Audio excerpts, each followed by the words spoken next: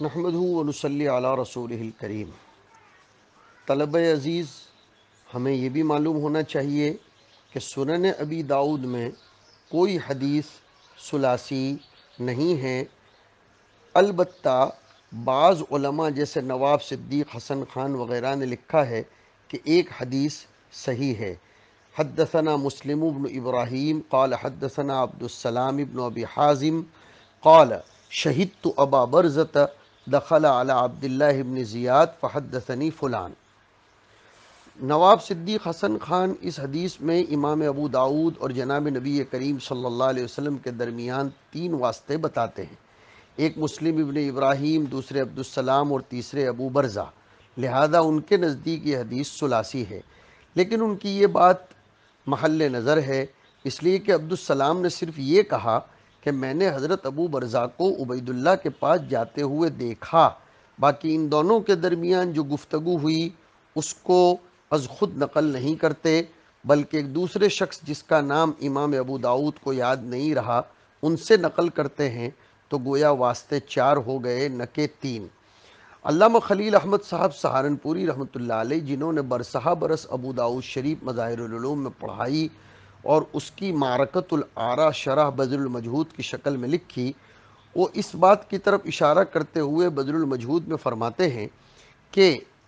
ابو برزہ دخل علی عبید اللہ ابن زیاد کو شہدت لیکن ولم ادخل معہ علی عبید اللہ ابن زیاد فلم اسمع الحدیث من غیر واسطۃ۔ اس اعتبار سے یہ محقق قول ہے کہ امام ابو داؤد کے یہاں ثلاثی روایت موجود نہیں ہے۔ امام ابو داؤد کی احادیث کا خلاصہ خود امام ابو داؤد نے لکھا ہے کہ کتاب اللہ کے بعد اتباع سنت کے لیے میری کتاب کافی ہے، اور اس میں چار حدیثیں ایسی ہیں جس نے ان پر عمل کیا، گویا اس نے پوری کتاب پر عمل کیا۔ نمبر ایک، من حسن اسلام المرء ترکہ ما لا یعنیہ، حسن اخلاق کی طرف اشارہ ہے، حسن معاملات کی طرف اشارہ ہے۔ انما الاعمال بالنیات، حسن نیت کی طرف جو کسی بھی عمل کا مبدا ہے۔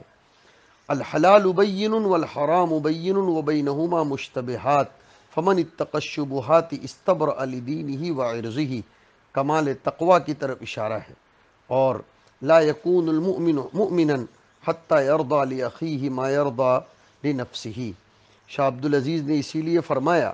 کہ حدیث اول عمر عزیز کے اوقات کو ضائع ہونے سے بچانے کے لیے کافی ہے، دوسری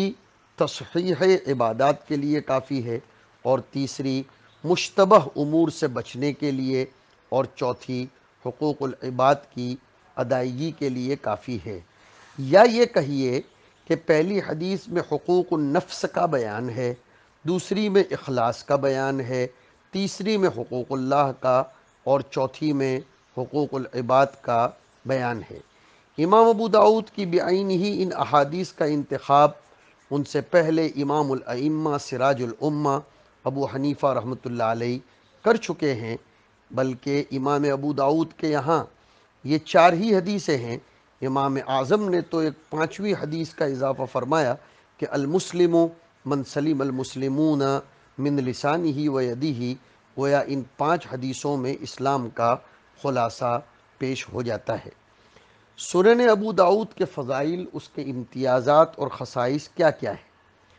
خود مصنف فرماتے ہیں کہ کتاب اللہ کے بعد اتباع سنت کے لیے میری یہ کتاب کافی ہے۔ احادیث احکام کے لیے یہ کتاب مختص ہے، اسی لیے اس میں مناقب وغیرہ کے روایات کا زیادہ ذکر نہ کرتے ہوئے احادیث احکام کو ذکر کیا گیا ہے۔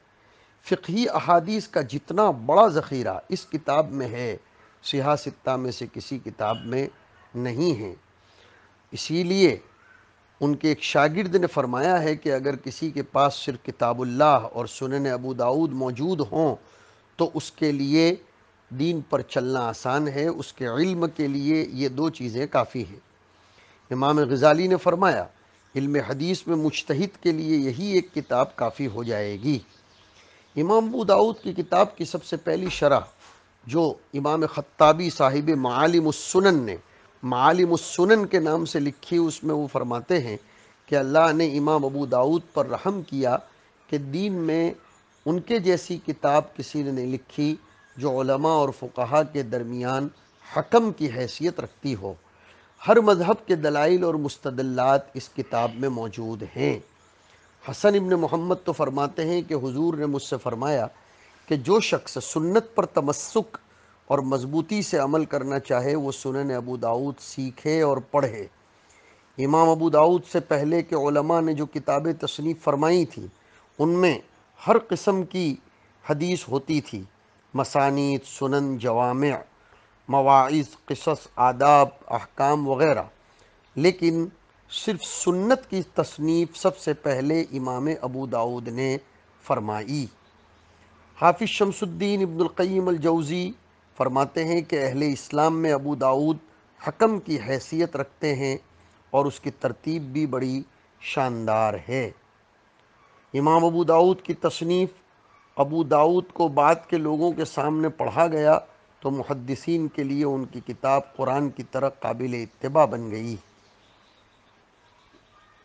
ایک مرتبہ حافظ سعید ابن سکن سے اصحاب حدیث نے دریافت فرمایا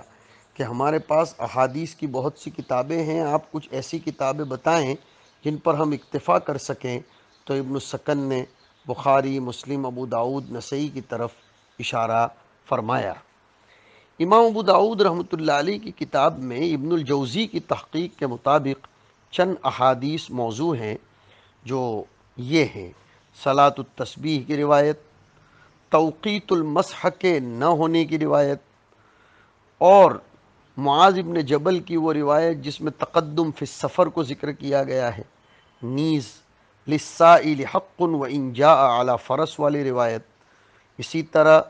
ان امرأتی لا تمنع ید لامس جو کتاب النکاح میں ہے، نیز من سئل عن علم فکتمہ الجم بنجام من نار، نیز لا تقطع اللحم بالسکین، اسی طرح القدریۃ مجوس هذه الامہ، اور اسی طرح المؤمن غر کریم والمنافق خب لعیم۔ ابن الجوزی کا تشدد فی الروایات مشہور ہے، اس لیے ان کے قول پر اعتماد نہیں کیا جا سکتا، یہ قول فیصل ہے۔ علامہ نووی نے ایک جگہ لکھا ہے کہ ابن الجوزی نے اپنی کتاب الموضوعات میں بہت سی ایسی حدیثوں کو موضوع کہہ ڈالا ان کے موضوع ہونے پر کوئی دلیل نہیں ہے، بلکہ زیادہ سے زیادہ وہ ضعیف ہیں، لہذا ابن الجوزی کا ابو داؤد کی ان روایات کو موضوع کہنا یہ ناقابل اعتبار ہے۔ علامہ سیوطی نے اپنی کتاب القول الحسن فی الذب عن السنن اور التعقبات علی الموضوعات میں ان 9 روایات کا جواب دیا ہے، جس سے پتہ چلتا ہے کہ یہ روایات موضوع نہیں ہیں۔ اب ہم چلتے ہیں سنن ابی داؤد کی وہ کون کون سی شروحات ہیں جو ہمارے سامنے اس وقت دنیا میں موجود ہیں۔ معالم السنن علامہ خطابی کی، غایۃ المقصود شمس الحق عظیم آبادی کی، مرقات الصعود علامہ سیوطی کی، اور ایک بہت مشہور شرح ہے عون المعبود، بڑی شاندار شرح ہے، اس کا مطالعہ ضرور کرنا چاہیے، اگرچہ اس کے مصنف اہل حدیث تھے،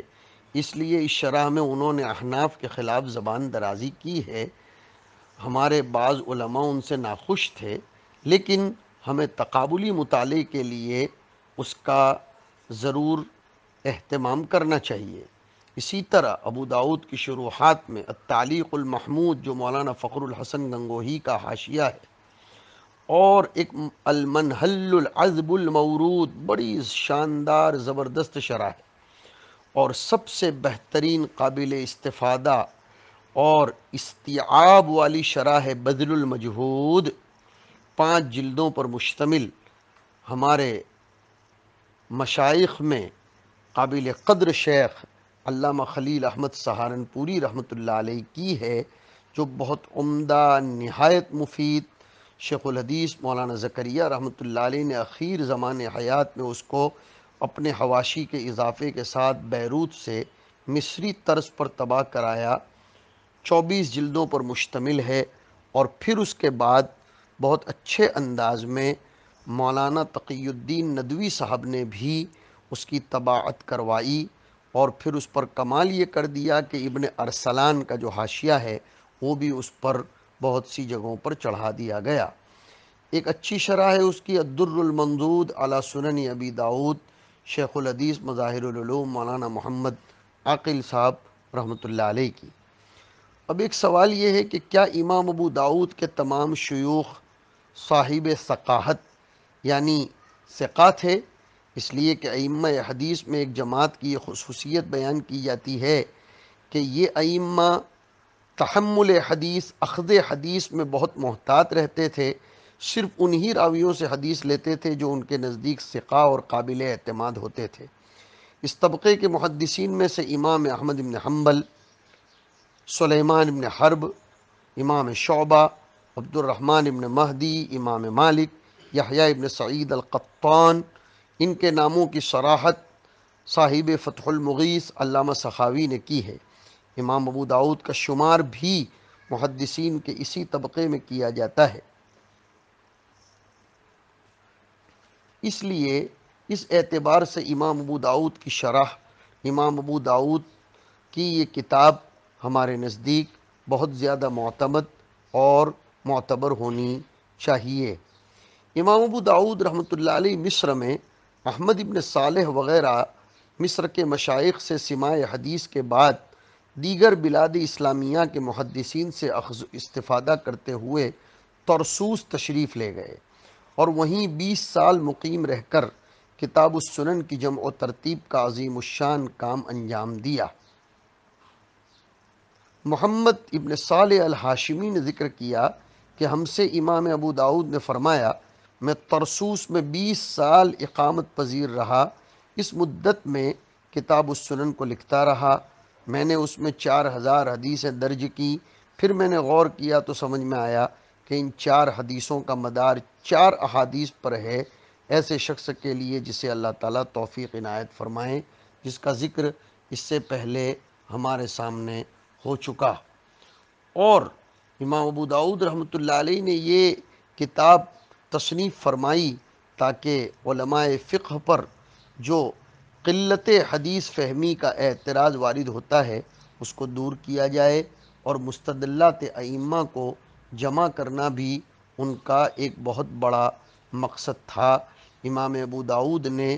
ہر امام کی دلیل کو اپنے یہاں فرمایا ہے جس سے ہر فقیہ استفادہ کر سکتا ہے۔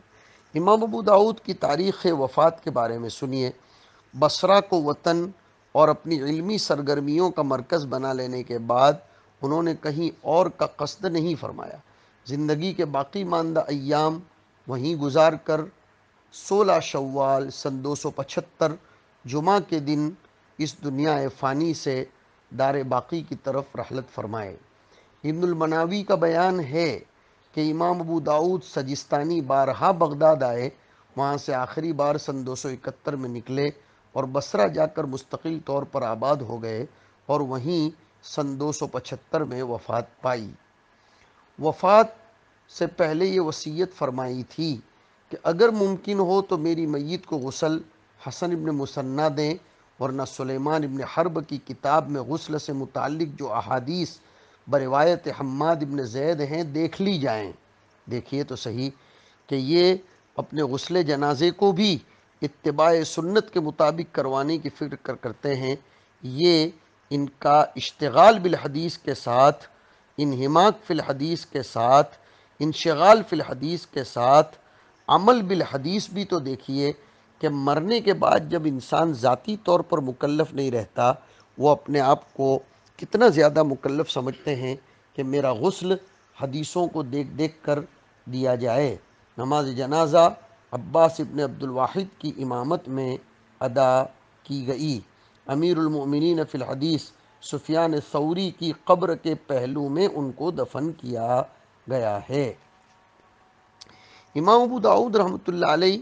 مقبولیت اور مرجعیت کے جس بلند و بالا مقام پر فائز تھے، ان کے حلقہ درس میں طلبہ علوم کا بہت کثرت سے ورود ہوا کرتا تھا۔ بڑی حد تک اندازہ علماء کرام نے لگایا ہے کہ زنگیوں کے ہاتھوں تباہ و برباد بصرہ کی تعمیر نو اور اس کی گزشتہ علمی رونق کی بازیابی کے لیے حکومت وقت کے اہم ترین رکن نے انہیں بصرہ میں قیام پذیر ہونے کی دعوت دی، لہذا بلا تردد ہم یہ کہہ سکتے ہیں کہ امام ابو داؤد کے شاگردوں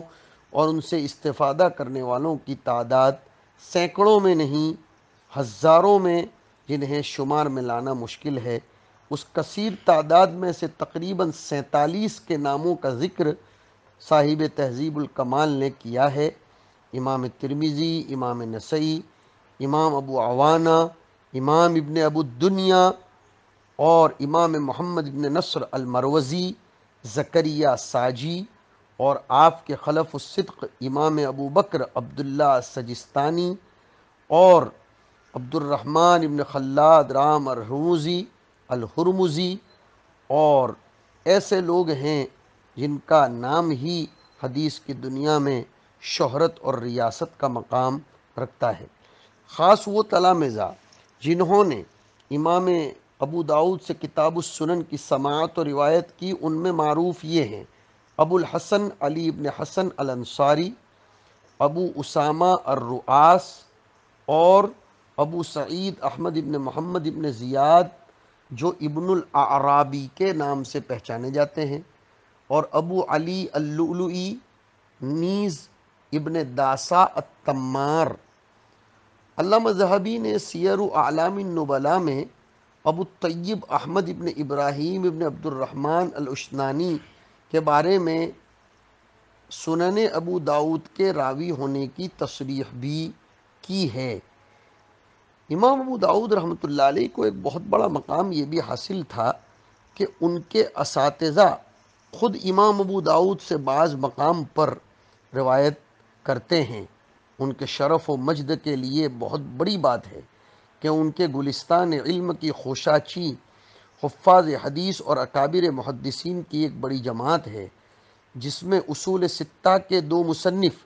امام ترمذی اور امام نسائی بھی ہیں، مگر ان کے ساتھ انہیں ایک ایسا عظیم شرف حاصل ہے جس میں اصحاب ستہ میں سے کوئی حاصل نہیں ہے، وہ یہ کہ ائمہ اربعہ کے چوتھے امام آپ کے استاذ کبیر امام السنہ احمد ابن حنبل بھی خود امام ابو داؤد سے حدیث پاک کی نقل و سماعت کرنے کا شرف رکھتے ہیں۔ خود امام ابو داؤد کو اپنے اس شرف پر ناز تھا اور تحدیث نعمت کے طور پر اسے بیان کیا کرتے تھے۔ علامہ مزی نے لکھا ہے کہ سمع احمد بن حنبل منہ حدیثا واحدا کان ابو داؤد یذکرہ۔ امام خطیب بغدادی نے اس حدیث واحد کو اپنی سند سے بطریق امام ابو داؤد ان الفاظ میں ذکر کیا ہے: عن ابی العشرہ عن ابیہ ان النبی صلی اللہ علیہ وسلم سئل عن العطیرۃ فحسنها۔ یہ امام ابو داؤد کو ایک بہت بڑا مقام اور مرتبہ حاصل تھا۔ امام ابو داؤد کی تصنیفی خدمات یہ ہیں: رسالۃ الی اہل مکہ فی وصف سننہ، مسائل الامام احمد، روایتاً عن ابی داؤد، سؤالات الآجری، تسمیۃ الاخوہ الذین رووا عنہم الحدیث، اسئلۃ لاحمد بن حنبل عن الرواة الثقات والضعفاء، المراسیل۔ یہ امام ابو داؤد رحمۃ اللہ علیہ کی تصنیفات کا ذکر کر رہا ہوں۔ الناسخ والمنسوخ، کتاب الزہد، کتاب الرد علی اہل القدر، کتاب البعث والنشور اور دلائل النبوہ، کتاب الدعاء، کتاب ابتداء الوحی، التفرد فی السنن، فضائل الانصار، نظم القرآن، فضائل القرآن، ما تفرد به اہل الامصار، معرفت الاوقات۔ یہ ان کے مخطوطات کی شکل میں بھی دنیا میں پائے جاتے ہیں، اور سب سے بڑی ان کی تصنیف ہماری کتاب السنن ہے، شاہکار کی حیثیت رکھتی ہے۔ امام سجستانی کی یہی وہ عظیم تصنیف ہے جس نے ان کے شرف و مجد کو ثریا کی رفعت و بلندی عطا فرمائی اور ان کے نام و کام کو ذکر دوام کی دولت بے کراں سے ہم آغوش کر دیا، اور اپنے زمانے تالیف سے آج تک محدثین و فقہا کی توجہ کا مرکز بنی ہوئی ہے۔ ذالک فضل اللہ یؤتیہ من یشاء، وصلی اللہ علی النبی الکریم۔